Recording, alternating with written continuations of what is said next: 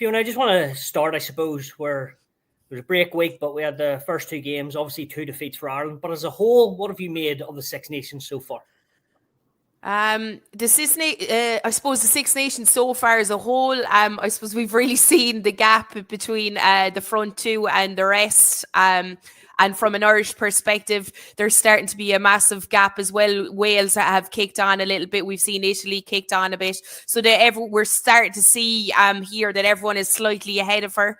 Of where Ireland would like to be at too. And I suppose what I've really noticed with the likes of England is France as well, and Emer might agree with me, is that they've gotten better and better, and that the rugby, the big top games, like I can't wait to watch England-France on the last day of the season. I think that the standard has gotten huge and everyone's kicking on, and it's up to Ireland now to catch up with the rest, and Scotland as well.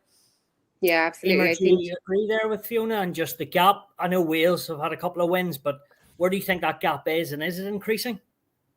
Yeah, like I think England and France have reinvented themselves as well, especially after that loss in the World Cup. I think England will look to say, like, what did we do wrong? What were we missing?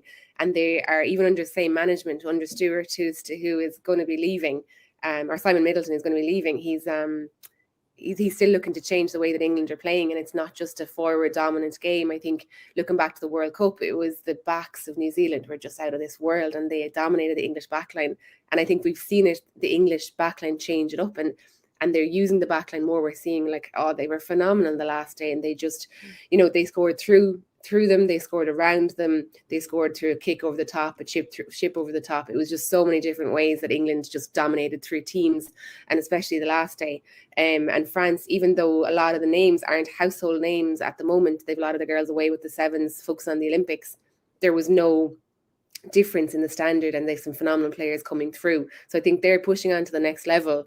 And even like that, Scotland were really good against England in the first game. I know the scoreline didn't show it, but they did really good plays, and they good physical carries, good defence. And the same obviously with Italy against France, and Wales, with the hammering that they gave Ireland in the first game. So, like Fiona said, it's just the top two are pushing further. The next three have kind of pushed on, and I don't feel like we have the depth and I suppose the time together to match the rest of those nations.